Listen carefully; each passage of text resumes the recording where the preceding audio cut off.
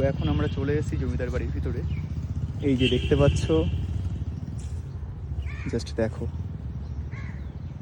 ডেস্টিনেশনে পৌঁছে গেছি। তো এটা হচ্ছে গোবরডাঙ্গা জমিদার বাড়ি। এই যে বাড়িটা দেখিয়ে দে। আর এখানে রয়েছে একটা পুকুর, বাড়ির একদম সামনে রয়েছে পুকুর। আর বাড়িতে চারিদিকে গাছে ঘেরা, পুরো একদম বাগান বাড়ি। জমিদার বাড়ি দেখে বোঝা যাচ্ছে জমিদার বাড়ি।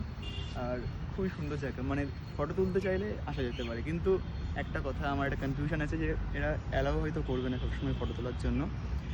আজকে গেটটা খোলা ছিল বলে আমি এসেছি। আমরা এখানে গেট হয়তো সবসময় খোলা থাকে না, তো আমি বলবো না যে তোমরা আসো, এসে দেখতে পারো। যে যদি খোলা থাকে তাহলে আসতে পারো।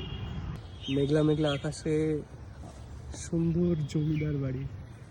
আমরা খুলে গাইজ আমাদের খুব সীমিত সময় দিয়েছিল এই যে জেঠু।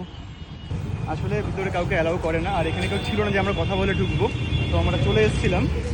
আর এখন জেঠু এসছে, আমাদেরকে কিছু সীমিত সময় দিয়েছিল ভিতরে একটু ফটো ভিডিও নেওয়ার জন্য। তো জেঠুকে অবশ্যই ধন্যবাদ। নমস্কার জেঠু। আজকে